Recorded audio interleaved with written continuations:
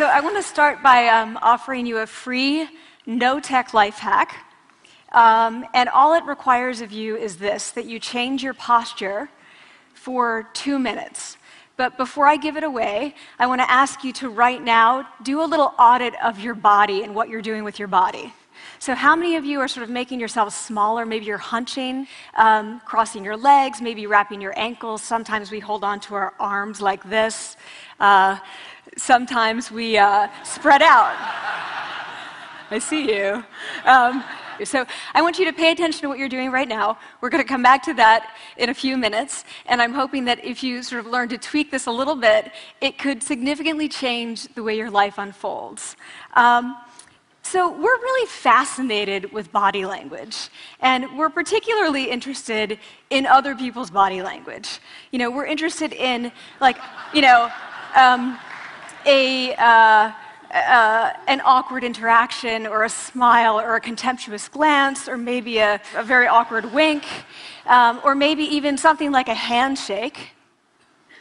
Here they are arriving at number 10, and look at this lucky policeman gets to shake hands with the President of the United States. Oh, and here comes the Prime Minister of it. No.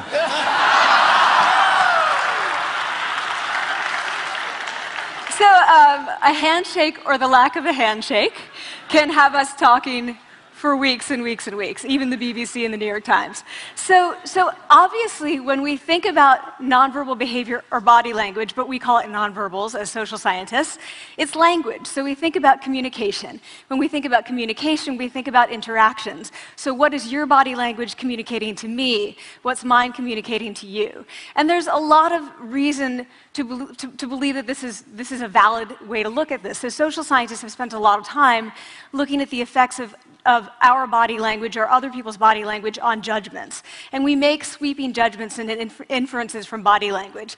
And those judgments can predict really meaningful life outcomes, like who we hire or promote, who we ask out on a date. For example, Nalini Ambady, a researcher at Tufts University, shows that when people watch 30-second soundless clips of real physician-patient interactions, their judgments of the physician's niceness predict whether or not that physician will be sued.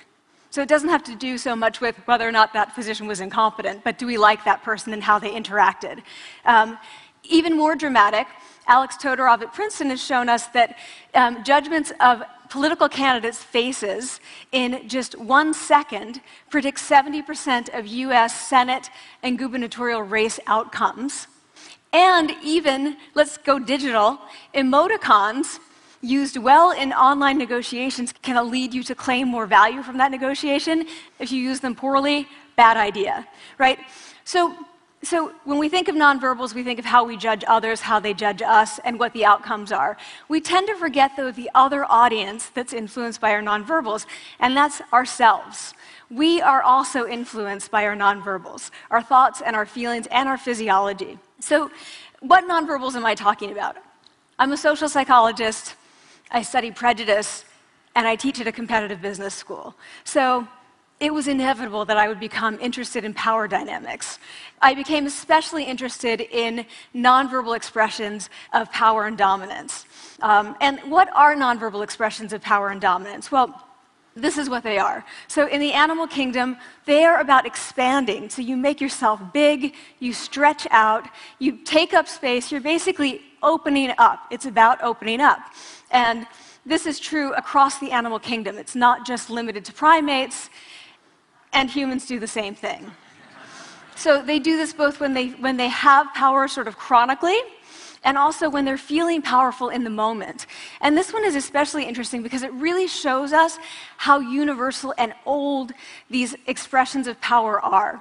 This expression, which is known as pride, Jessica Tracy has studied, she shows that people who are born with sight and people who are congenitally blind do this when they win at a physical competition. So when they cross the finish line and they've won, it doesn't matter if they've never seen anyone do it, they do this. So the arms up in the V, the chin is slightly lifted. What do we do when we feel powerless? We do exactly the opposite.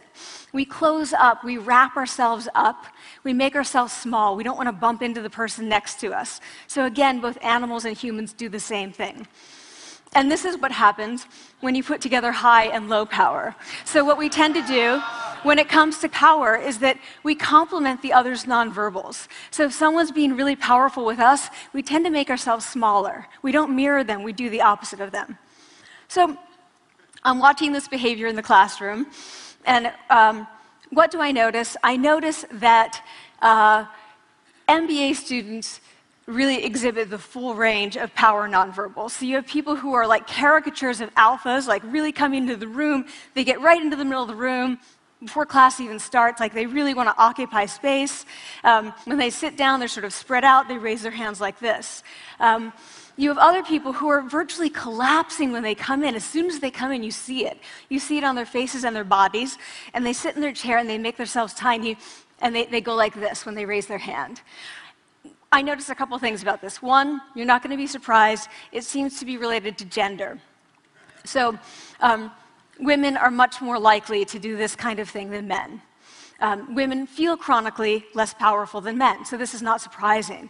But the other thing I noticed is that it also seemed to be related to the extent to which the students were participating and how well they were participating. And this is really important in the MBA classroom because participation counts for half the grade. So business schools have been struggling with this gender grade gap. You get these equally qualified women and men coming in, and then you get these differences in grades, and it seems to be partly attributable to participation. So I started to wonder, okay, so you have these people coming in like this, and they're participating. Is it possible that we could get people to fake it, and would it lead them to participate more? So my main collaborator, Dana Carney, who's at Berkeley, and I really wanted to know, can you fake it till you make it? Like, can you do this just for a little while and actually experience a behavioral outcome that makes you seem more powerful? So we know that our nonverbals govern how other people think and feel about us. There's a lot of evidence, but our question really was, do our nonverbals govern how we think and feel about ourselves? There's some evidence that they do. So, for example, when we smile when we feel happy, but also when we're forced to smile by holding a pen in our teeth like this, it makes us feel happy. So it goes both ways. When it comes to power, it also goes both ways. So when you feel powerful, you're more likely to do this, but it's also possible that when you pretend to be powerful, you are more likely to actually feel powerful. So the second question really was, so we know that our minds change our bodies. Is it also true that our bodies change our minds? And when I say minds, in the case of the powerful, what am I talking about? So I'm talking about thoughts and feelings and the sort of physiological things that make up our thoughts and feelings. And in my case, that's hormones. I look at hormones. So what do the minds of the powerful versus the powerless look like? So powerful people tend to be, not surprisingly, more assertive and more confident, more optimistic. They actually feel that they're going to win even at games of chance. They also tend to be able to think more abstractly. So there are a lot of differences. They take more risks. There are a lot of differences between powerful and powerless people. Physiologically, there also are differences on two key hormones, testosterone, which is the dominance hormone, and cortisol, which is the stress hormone. So what we find is that high-power alpha males in primate hierarchies have high testosterone and low cortisol, and powerful and effective leaders also have high testosterone and low cortisol. So what does that mean? When you think about power, people tended to think only about testosterone because that was about dominance. But really, power is also about how you react to stress. So do you want the high-power leader that's dominant, high on testosterone, but really stress reactive? Probably not, right? You want the person who's powerful and assertive and dominant, but not very stress reactive, the person who's laid back. So we know that in primate hierarchies, if an alpha needs to take over, if an individual needs to take over an alpha role sort of suddenly, within a few days, that individual's testosterone has gone up significantly and his cortisol has dropped significantly. So we have this evidence, both that the body can shape the mind, at least at the facial level, and also that role changes can shape the mind. So what happens, okay, you take a role change, what happens if you do that at a really minimal level, like this tiny manipulation, this tiny intervention? For 2 minutes you say, I want you to stand like this, and it's going to make you feel more powerful. So this is what we did. We decided to bring people into the lab and run a little experiment. And these people adopted for 2 minutes either high power poses or low power poses. And I'm just going to show you 5 of the poses, although they took on only 2. So here's one, a couple more.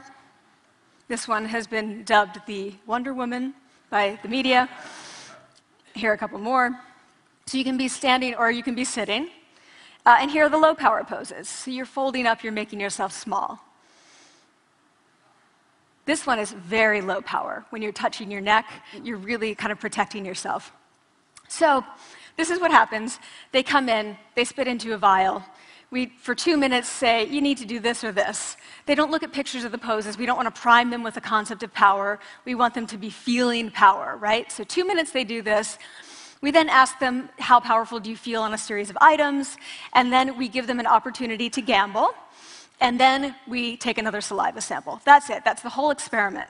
So this is what we find. Risk tolerance, which is the gambling. What we find is that when you're in the high power pose condition, 86% of you will gamble. When you're in the low power pose condition, only 60%. And that's a pretty whopping significant difference. Here's what we find on testosterone. From their baseline when they come in, high power people experience about a 20% increase, and low power people experience about a 10% decrease. So again, 2 minutes and you get these changes. Here's what you get on cortisol. High power people experience about a 25% decrease, and the low power people experience about a 15% increase.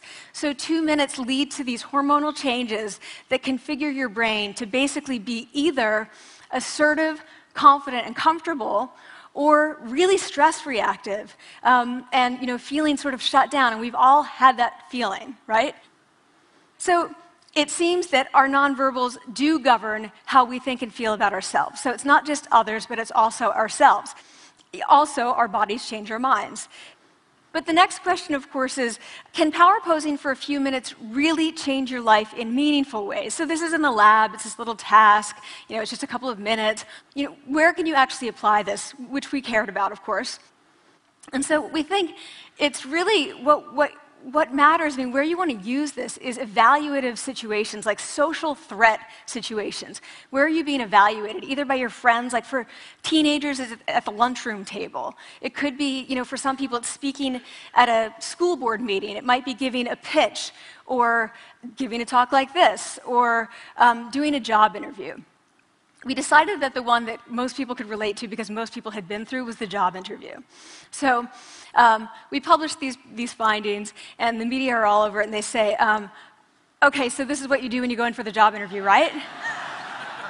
So we were, of course, horrified and said, oh my God, no, that's not what we meant at all, for numerous reasons. No, don't do that. Again, this is not about you talking to other people, it's you talking to yourself. What do you do before you go into a job interview? You do this. Right? You're sitting down, you're looking at your iPhone or your Android, not trying to leave anyone out. You're looking at your notes, you're hunching up, making yourself small, when really what you should be doing maybe is this, like in the bathroom, right? Do that, find 2 minutes. So that's what we want to test, okay? So we bring people into a lab, and they do either high or low power poses again. They go through a very stressful job interview. It's 5 minutes long. They are being recorded, they're being judged also, and the judges are trained to give no nonverbal feedback. So they look like this. Like, imagine this is the person interviewing you.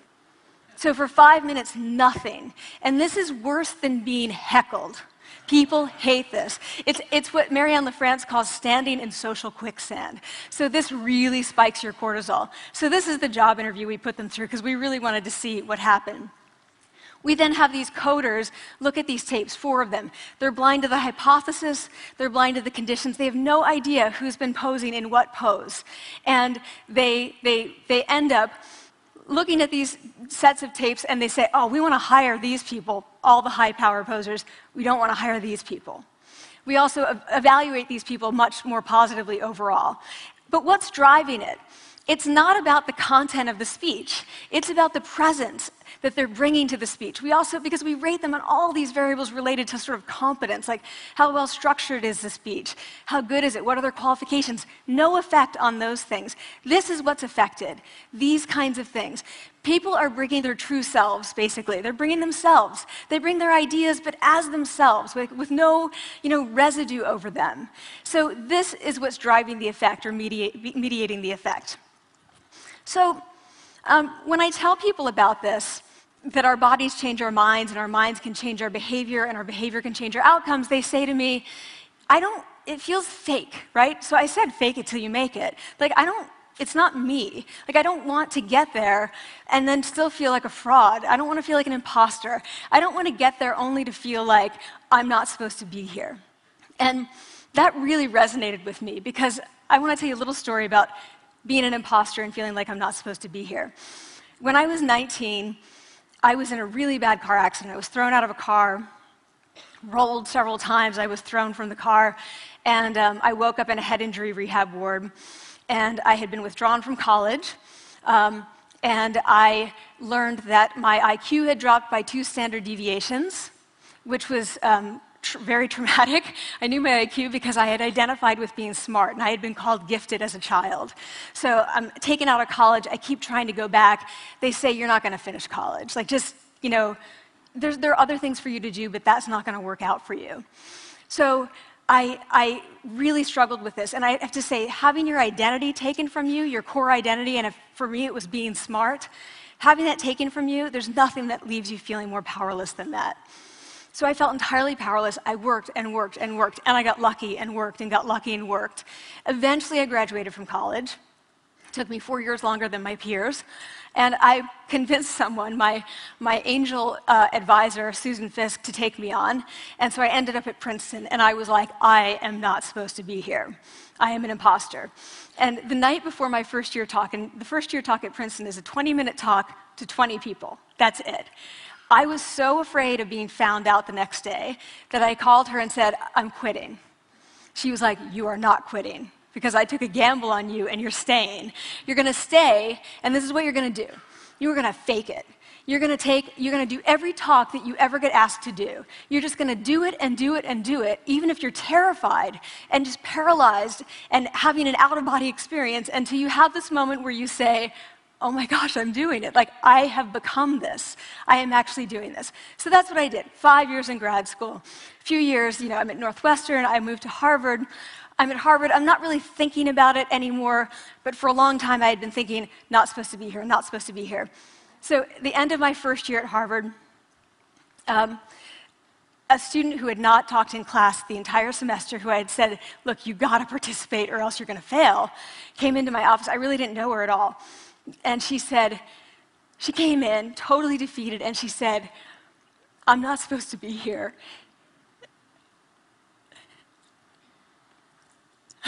And that was the moment for me, because 2 things happened. One was that I realized, oh my gosh, I don't feel like that anymore. I don't feel that anymore, but she does, and I get that feeling. And the second was, she is supposed to be here. Like, she can fake it, she can become it. So I was like, yes, you are. You are supposed to be here, and tomorrow you're going to fake it, you're going to make yourself powerful, and, you're going to...